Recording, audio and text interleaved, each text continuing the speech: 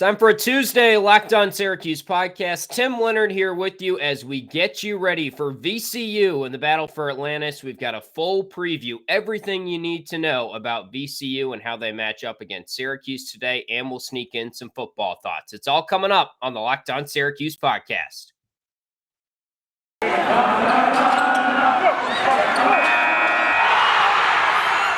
You are Locked On Syracuse, your daily podcast on the Syracuse Orange, part of the Locked On Podcast Network, your team every day.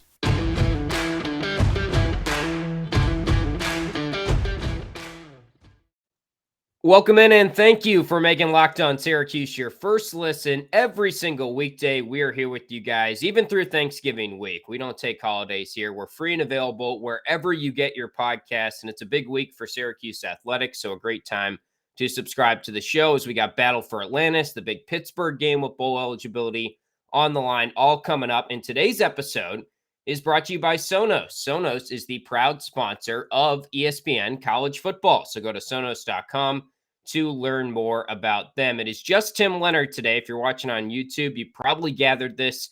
No Tyler Rocky with me today. We couldn't line up with our schedules, so we'll hopefully have Tyler back on tomorrow on the podcast. But what we're going to do today is preview VCU and look ahead to football a little bit and some of our thoughts on the NC State matchup. But the VCU game is tomorrow, 5 p.m. tip. I said yesterday there was a 3:30 p.m. tip. Got crossed there, but it is a 5 p.m. tip. So what is VCU? Who are they? We'll dive into that today. And also we will get to 4 keys for Syracuse to win this matchup. And it's a matchup that I think Syracuse has a very good shot of winning, despite the fact that I think I'm lower on Syracuse than Tyler is at this point in the season. But VCU, you look at them, and this is why I feel pretty good about Syracuse's chances. They're basically the opposite team of Colgate. Their KenPom offensive rating right now is 235. Their KenPom defensive rating is 27. So they're a very defensive-minded team. They have not scored more than 57 points in a game this season. Overall on KenPom, VCU is 109. They're 2-2 this season. Started out with a win over St. Peter's, 57-54. Lost to Wagner, which was a very disappointing loss, 58-44. And these are the type of games they play in the 50s, 40s range. Vandy was a 48-37 game. They did play 40 minutes in that game. They did win it, and somehow they won it with 48 points. So that's the type of style that they have.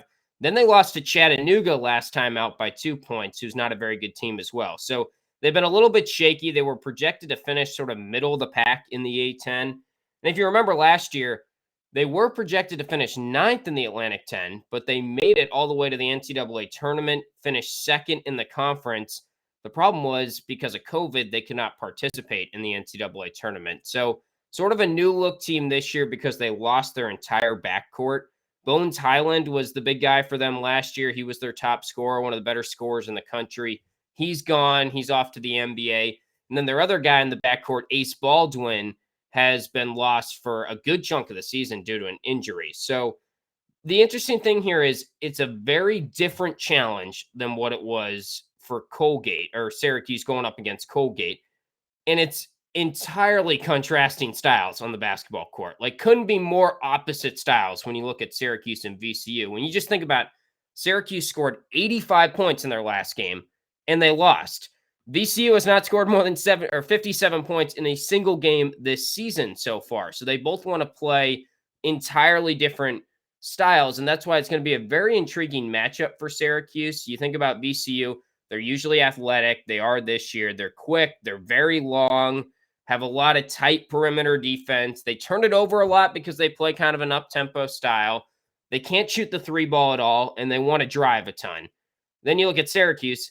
They don't turn it over. They're offensive-minded. They have lots of jump shooters. They don't really have athletes, which VCU has. Maybe they have a couple, of course, Benny Williams and Frank Anselm, guys like that. But generally speaking, this is a very different style of team that Syracuse is going up against in VCU. And I think it favors Syracuse a lot more. So let's get into some of the keys as to why Syracuse, I think, should win this matchup.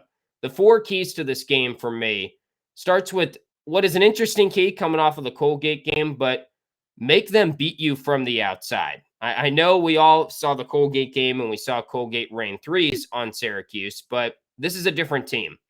VCU is shooting at 26.3% from 3-point range. That's 308th in the nation. And they only rank 305th in the nation, according to KenPom, in attempts from three per field goals attempted. So, what VCU prides themselves on is getting inside. They want to drive, they want to get shots up at the rim. 46.2% of their field goals attempted last year were at the rim, which is the 14th most mark in the nation. You might think, all right, so they have big guys, back to the basket players. Usually, when a team is leading in that statistic, it's predicated on you might have a Drew Timme type player, Luka Garza type player. That's not the case with VCU. They do have a couple big guys, which we'll touch on, but really it's sort of like the Houston makeup where it's just a lot of athletes that are switching constantly man-to-man defense. They're long. They're going to pressure you a full 90 feet. And the fact that VCU is so focused on getting to the rim, but they don't do it based on post-ups and based on their presence of their big guys tells you how often they're driving and they're getting their points off of dribble penetration, getting in the lane. They shot it pretty well, about 58% on their shots at the rim last year. And that's kind of what they've been doing all throughout this season as well. That is their makeup year in and year out. You kind of know what you're getting with VCU. It's always these athletic teams that Shaka Smart sort of instilled back in his days when they made that Final Four run where they're pressuring you for 90 feet. They pride themselves on defense, but they never really have shooters, and this year is no different. So if you're forcing VCU to shoot, and this is why I think the zone matches up really well against them, because what do? They get inside, they drive a lot, they score off of dribble penetration, right? It's going to be tough to do that against the 2-3 zone. I'm not that high on this iteration of the 2-3 zone. I don't really think the 3-point defense is in a great spot right now. I'm a little more concerned about how they match up against teams long term, but this is a great matchup for the Syracuse 2-3 zone because VCU is going to have a hard time penetrating. They're going to have a hard time getting in the lane. And because of that, they're going to be playing a totally different style on offense. Not to mention, their offense isn't good anyways when they're going up against bad defenses. And it's the type of team that weirdly you would probably zone for intentionally if you could. So Syracuse is already sort of well prepped and well matched up against VCU in that regard. I really think the fact that VCU, if they get into a 3-point shooting contest here, that plays right into Syracuse's hands. And if they are shooting threes, they aren't playing the way they want to in this game. Second key for me, get back on defense for Syracuse. We've heard Jim Boeheim talk about this already this season. It's been brought up. They're not getting back. It seems like they've done a little better job. That was kind of the main emphasis after the Lafayette win, and that was the only weakness that we spotted on the defense. VCU wants to run. They're athletic. They want to get out in transition. They want to play up tempo. They want to make it so that they beat the zone up the court. Because as I talked about, when they're going up against the zone, that's not going to be great for dribble penetration driving. Their main key in this game is going to be trying to force Syracuse into turnovers, trying to get some transition buckets, and trying to score in the transition because, frankly, even though Syracuse's defense, it sounds weird to say, they're 116 on KenPom, VCU is going to struggle to score on paper when the zone is set in this matchup because of how they like to score and because of how the zone prevents you from scoring that way. But they can turn you over. They're 9th in the nation in turnover rate. They're going to play that full court pressure. They're going to try and speed up the game. Knowing that they want to beat the zone up the court, Syracuse has to get back on defense in this matchup. We'll get to 2 more keys from this game, and then we will sprinkle in some football thoughts as well in just a little bit. But if you're a college football fanatic and you haven't heard of PrizePicks yet, I don't know what you're doing. PrizePicks is daily fantasy made easy. I love it. I know you guys will as well. They are the leader in college sports daily fantasy right now and offer more college football props than anyone in the world and offer all kinds of player props, Power 5, mid-major, you name it. They've got it on their site, and all of our new users that deposit right now, or all users that deposit, use our promo code. It'll get you a 100% instant deposit match up to $100. Just be sure to use the promo code, which is locked on, all one word. Basically, you pick 2 to 5 players and over-under on their projections, and you can win up to 10 times on any entry. It is just you versus the projected numbers. PrizePicks allows mixed sports entries as well, and they can be made in 60 seconds or less. It's very easy to use. Download the award-winning app on both the App Store and Google Play. PrizePicks is safe and offers fast withdrawals. Don't hesitate. Check out prizepicks.com. Use the promo code LOCKEDON or go to your App Store and download the app. PrizePicks is daily fantasy made easy. So 2 more keys now, and then we will dive into my pick on this game and also some football thoughts after that tough one against NC State. And we thank you for making Locked On Syracuse your first listen every single weekday. The other 2 keys, role players have to step up is one of them for Syracuse in this game. And I say that because this is something we talked about, Tyler and I, on the podcast a lot, but Buddy Boeheim, when length is on him, is not quite as lethal. Is Buddy still going to get his in this game? Probably. Is he going to get to his mid-range jumper? Yes. Pretty much it's matchup proof at this point, but there is going to be a tougher sort of way about getting to it in this game because VCU has the length. They have the guys to match up against him. They have the tight perimeter defense. And Syracuse's whole mindset of shooting the 3, relying on the 3, which I think is a little bit overblown because when you look at their numbers this year, they're not attempting a lot of 3s. So that's a part of the reason why I don't think it's going to be too much of an issue here. But the reason why I say role players have to step up is because they're going to need some people to drive in this game. Those 3-point shooters are going to be guarded very tightly. Cole Swider's already been guarded tightly, and he's been struggling a little bit. Buddy Boeheim's not going to get free range from 3-point range. They're going to scout appropriately, and they have a very good 3-point defense. Right now, 21% is what teams are shooting against VCU. 8th best mark in the nation so far. Again, as bad as they are on offense, their defense is really good, and they're going to pressure you full court. Joe Girard's going to have to be careful getting the ball up the court. This is going to be a Houston-like defense that is tight on you on the perimeter. It's switching on everything. They have the bodies to match up. So the role players need to step up. I need to see guys like Symir Torrance, who's been able to get in the lane, finish.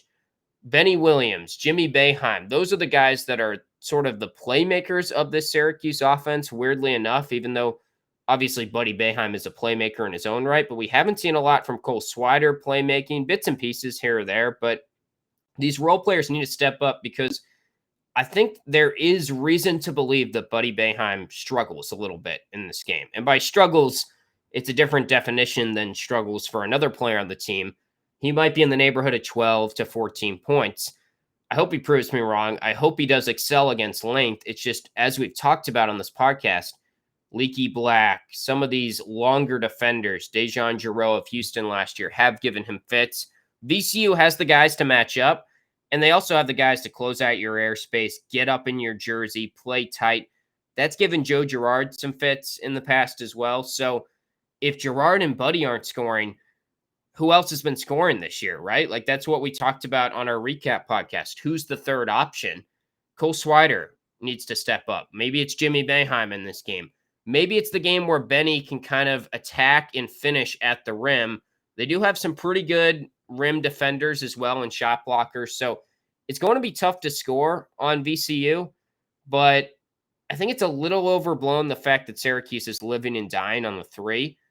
Maybe they're living and dying on the way that Colgate is shooting the 3 in the last game, but offensively speaking, they've only attempted like the 250th most 3s attempted per field goals attempted on KenPom so far. They're not settling for 3s. They are a very good 3-point shooting team, and I don't know if they're going to be able to make more than 7 or 8 in this game against VCU because of the way VCU defends you out there. But I think they'll be fine because they've done a nice job of getting in the lane. It's just more of finishing, and they still managed to get to 85 points last game. That was against Colgate. This is going to be a completely different test. Next key here. It's the obligatory key for every Syracuse basketball game for the remainder of time, probably. Rebound the basketball.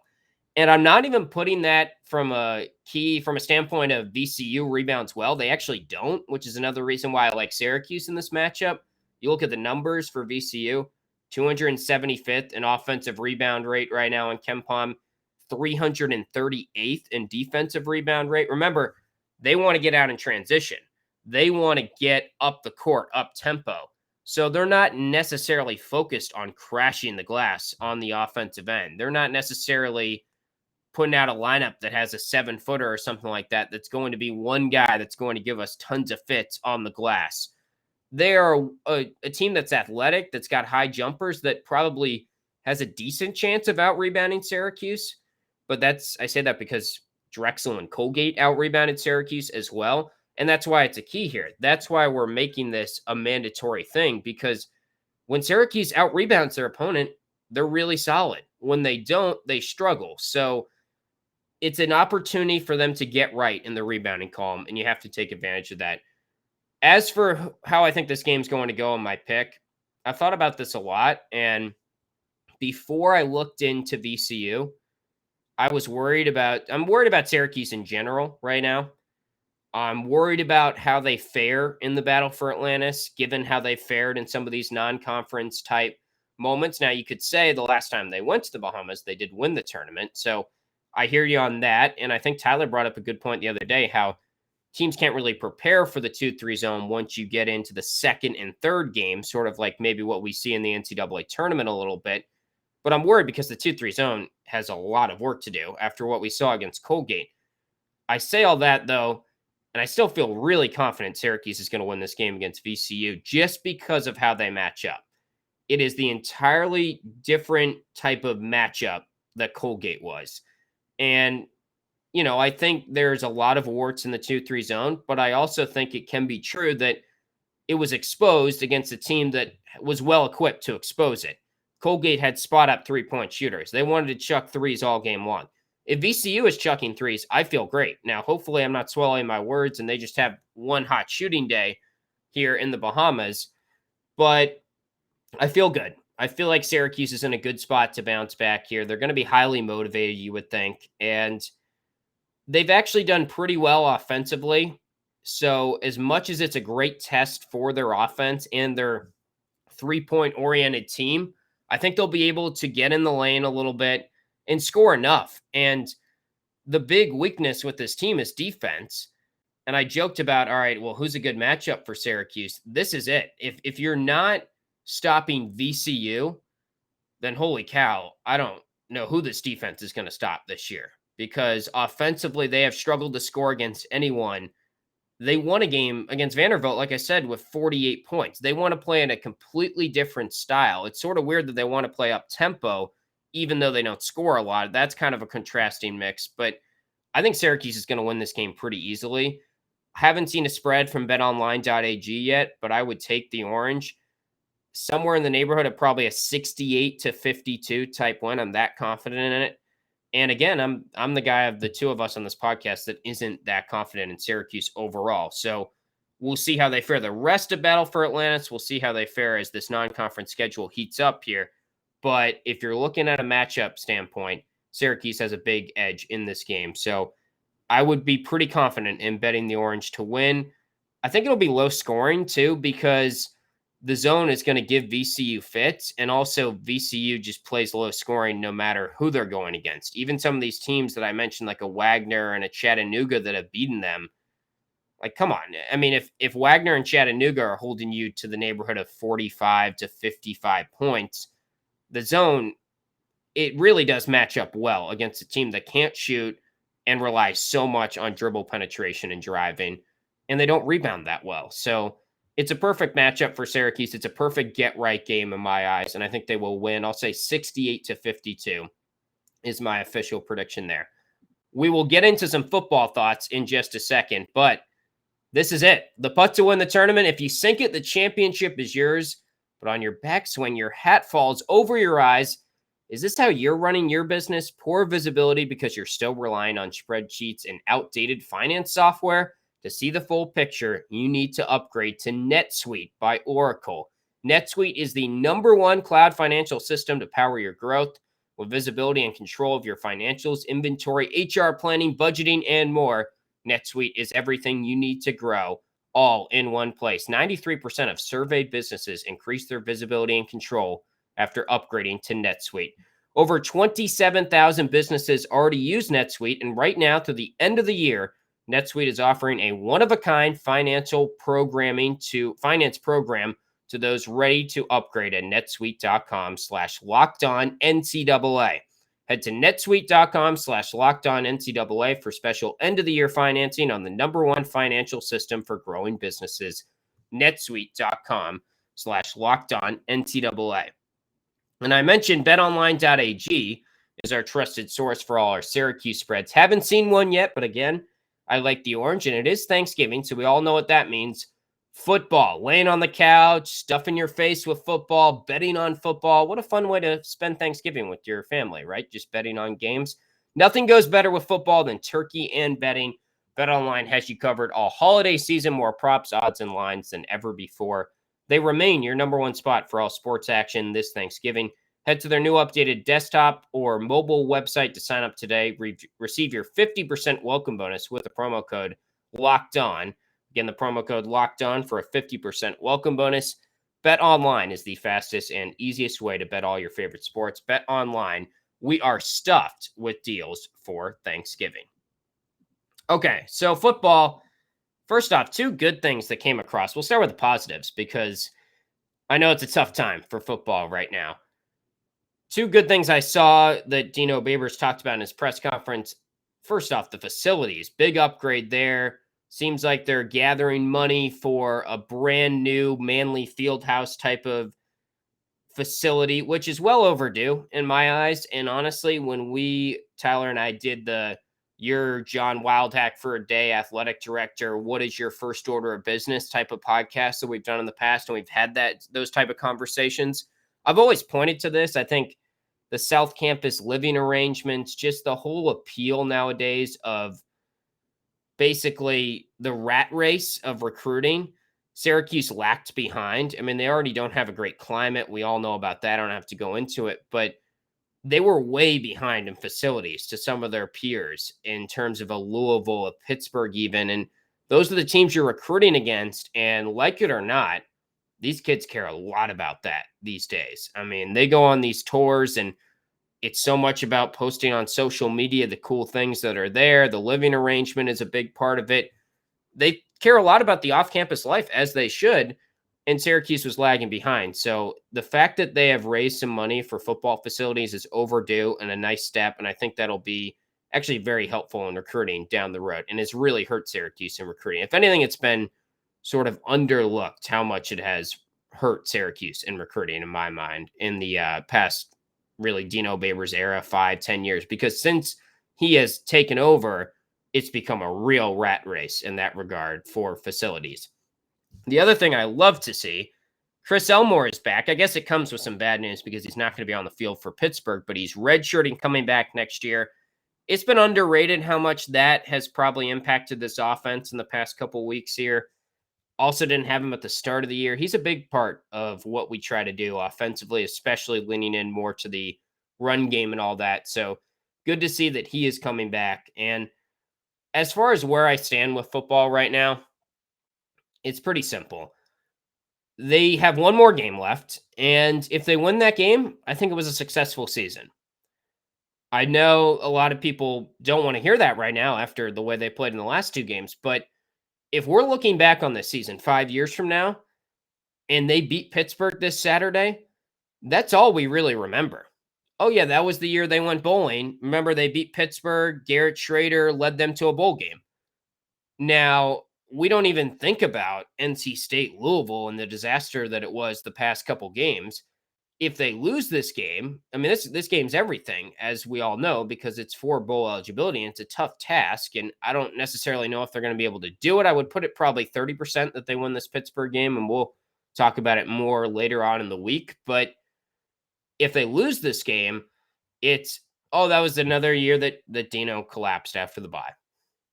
That's what it is. So this game's everything. You have the opportunity, despite how bad you have been on offense and defense, really, 41 points back-to-back weeks. You have the opportunity to prove that, or you have the opportunity basically to make those games not matter long term. I know it's still fresh on our minds right now, and that sounds silly, but you get to 6 wins, that's a successful year, especially given that a lot of people were projecting 3-4 wins going into the year. It would be a real bummer if they don't get to 6 wins, though, because that would require another collapse to get to that point. And it wasn't injury-based this time. It wasn't because Eric Dungy got hurt, and you don't really have that to fall back on. So now we're getting into a theme, a trend from Dino Babers teams that is really concerning, that maybe they can't make adjustments late in the season. Teams are starting to figure them out. And I think that's been a lot of what has happened in the past 2 games here. The novelty, the newness of this offense, it's been figured out. And Garrett Schrader is all of a sudden being forced into some tougher spots. He's being asked to do things, coming from behind, making throws that we all kind of knew deep down he couldn't really make. He did make them against Virginia Tech at one point in the season. I'll give him that. But I don't know what has happened in his throwing. I mean, it hasn't been good from the beginning. I know that. But there was some hope that after Virginia Tech, okay, maybe if this guy figures out how to pass, we have something here long term. We have something after an offseason of him learning this offense some more. Sean Tucker's coming back. A lot of guys will get the wide receiver position a little bit better.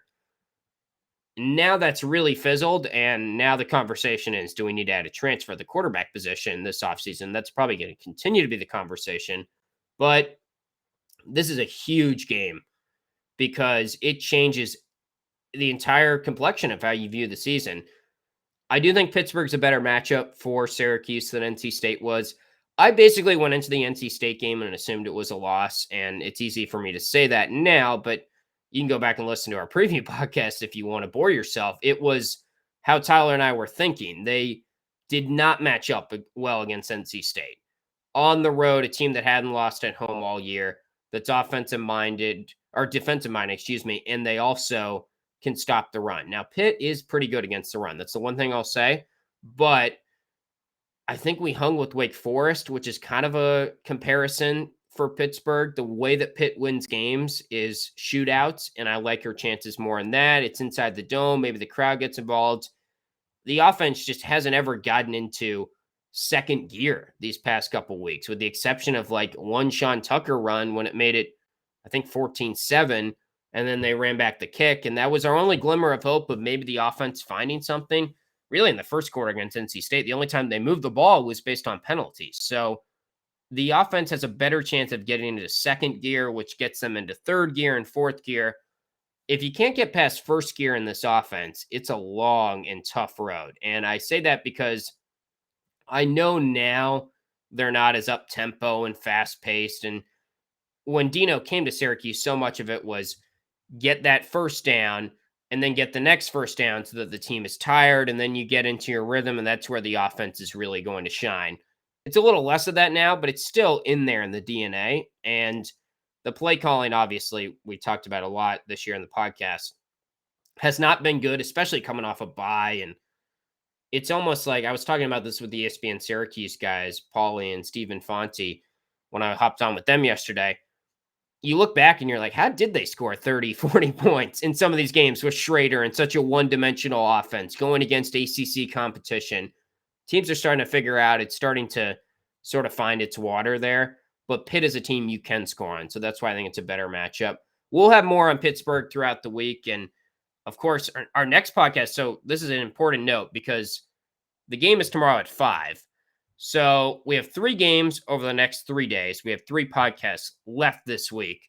What we're going to do is just give you a recap pod on all those games and look for it. I mean, we don't know the exact time of the Thursday and Friday games yet, but it'll be in your feeds a couple hours after the game's complete. So wherever you get your podcast, look for it there. Subscribe if you haven't already. You'll get a reminder. Subscribe to the show on YouTube because you can watch all our podcasts there.